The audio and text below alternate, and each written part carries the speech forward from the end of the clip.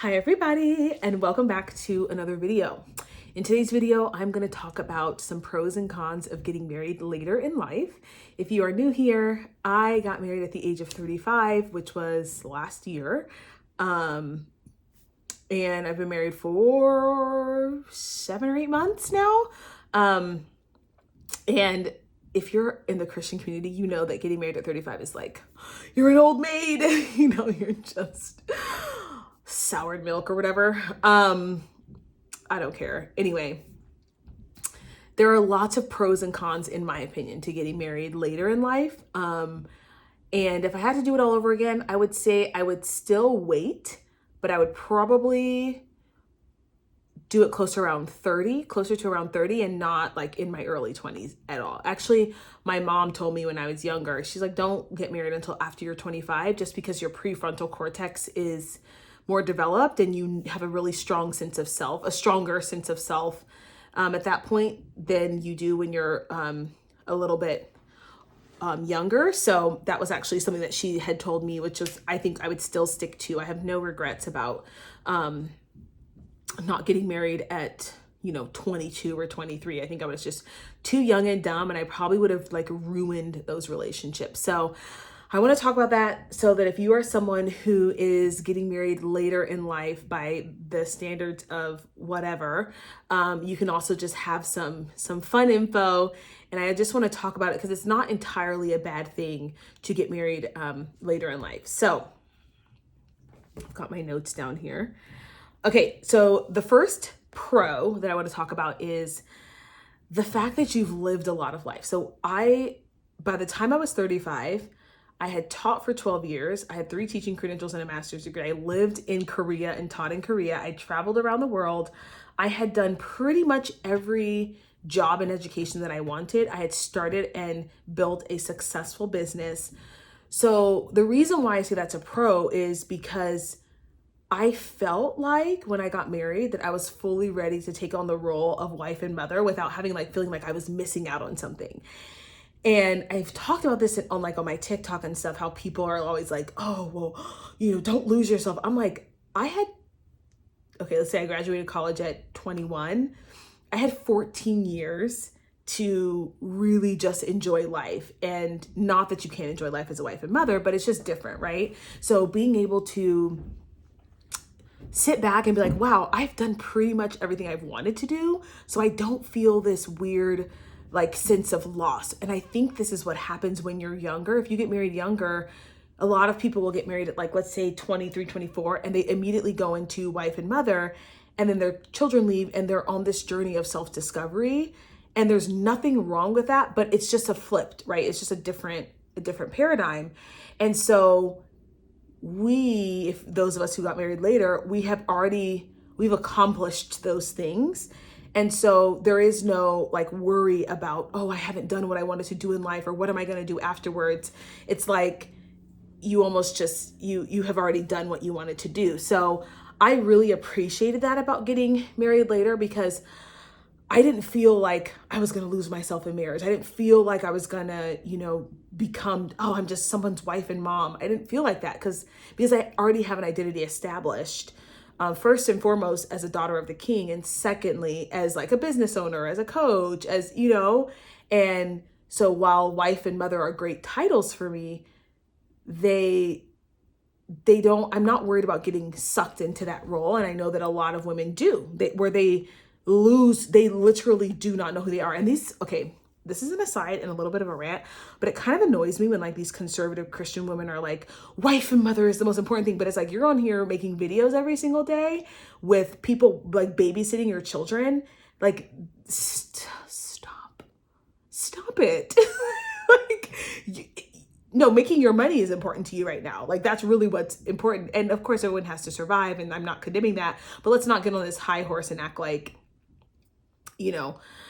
I did it right because I got married young, but it's but babe, you're not even watching your children. You're filming, and anyway, that's neither here nor there. But so I think there's just different forks in the road, different directions that you can go. So the con that I would like to bring up at this point is the most obvious one, which is children. So of course, if you want to have children, doing so before 35 is always good. And then after that, it's considered geriatric pregnancy. But if you're healthy, it's kind of one of those things that's like a toss up. If you're actually healthy, not just like generally healthy, but one of those people who really takes care of their health and fertility, that usually isn't a problem. But it is something to consider when you think about getting married, the fact that you want a certain amount of years to have your children. So my mom and my sister have had babies in their 40s. So to me, it's not weird to do that.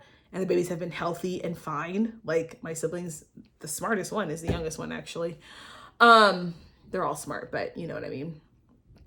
But thinking about like the distance in which I would like to have children, it's now going to be like, it's going to have to be pretty much, if I want to have more than one, like I need to think about, it'll be like 37, 39, you know? So just your timeline is a little bit different when you get married later. Okay, another pro is that, and I think this is the best one, when you've lived life for a longer period of time and you've done it right, you know yourself. And my mom used to always say, when you know yourself, you can know other people and you can understand other people also.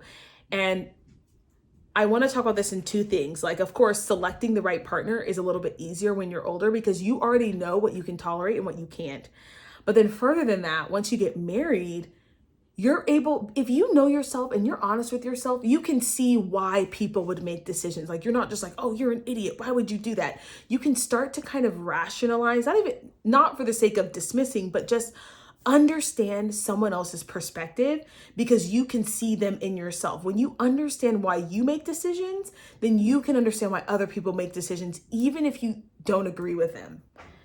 And so that has been, I think, the greatest gift of, because I did so much inner work before getting married and I went to a lot of therapy and I did a lot of healing prior to getting married, I can understand why people make decisions. I can understand why my husband makes decisions. So it's easier to communicate with him. And I have a lot more patience with him because I can understand why he does what he does. Whereas I feel like when I was younger, I was so impatient and everything was like black and white.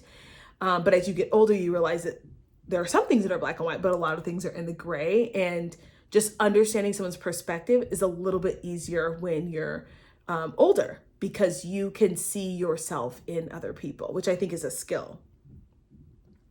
The con is that you have less time with this person, of course. Like if you think about us getting married at 25 versus 35, we would have had 10 extra years together. So of course that's a con, but 1,000 years is like a day and then the year is like 1,000 days to the Lord. So whatever.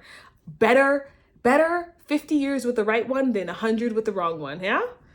Okay. And then number 3 is getting married later in life. Because I've lived so much of my life by myself, and even just like taking out my trash, walking the dog, doing my dishes, doing chores around the house, making sure my bills are paid and all of that, having someone else around, I have this great appreciation for when my husband does do things because I know how much effort it takes for me to do it. And so I can actually appreciate having someone else take on some of the burden in the relationship in that way, physically, emotionally, all of that. And I don't know that would have come a little earlier in life.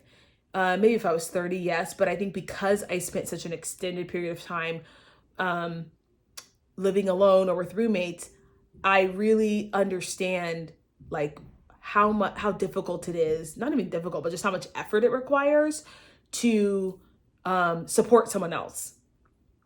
And not even just financially, but just be there for someone. And so having someone there, I can appreciate that I don't have to do everything on my own anymore. And that is really, really cool. I'm not saying that you won't do that at 25, but I think it hits differently because I was like, I don't want to say toiling, but a little bit, like a little toiling was happening. And you're like, I got to take the dog. I've got to do this. I've got to make sure these bills are paid. I got to make sure I put this money in my savings. What about our stocks? Like a lot of that stuff I don't have to do anymore. And I have help with that. And it's a relief. And I can appreciate that relief because I know what it likes to have done it myself. Does that make sense? And I think because of my age, it has helped. Okay, we're going to talk about another con. Okay, and the con of that, even though you love and appreciate the help, is adjusting to life with someone is much harder when you're older. It's like much harder. Obviously you have your own routines, you're set in your ways, you're used to coming home and maybe having time to yourself before you have to talk to someone. You're used to having things in a certain place, you're used to having your certain meals. It's hard because you already have a life that is established for yourself, and then to merge lives with someone after having created your own systems for living is hard. It's hard. We're not gonna pretend like it's not. I don't know that that is like a reason to not get married later in life. I just, that's just reality, right? But it definitely does make a difference when, you know, when it comes to how long have you lived alone? How long have you been established in your own patterns and behaviors versus, you know, someone who's younger who just, you know, those neurons are not quite hardwired. So it doesn't matter if your husband likes his towels a certain way or whatever, you just kind of go with it. So that is a con to getting married later in life. But overall, I would say, you know, God's timing is the best timing. And maybe I should make this another video, but you guys tell me if you want me to. But I do think like getting married and dating is actually something that you have to be intentional about. And that was something that I did not do because no one told me that. Okay? No one told me that you have to be intentional about dating. I didn't.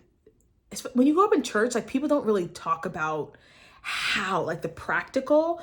They'll say like marriage is a blessing. They kind of idolize marriage and whatever, but they don't really tell you how to go about dating or how to, you know, where to look and, you know, the process of courting even. And so I didn't know that it was going to require effort. I thought you just like ran into a guy, if I'm being 100% honest. So, and when it didn't happen, it was like, oh shoot, I have to like kind of try. So just know that, and that it does take, like someone should be teaching people, like these are the places. And this is like other cultures will tell their daughters, like go to college, get your degree, and also be looking around for prospects. You don't have to marry them right out of college, but just look around for the kind of people that you would want to date and marry. So anyway, you guys, that's today's video, the pros and cons of getting married after 30 or later in life. If you enjoyed this video, don't forget to like, share, comment, and subscribe, and I'll see you guys in the next one. Bye. And add your pros and cons below too.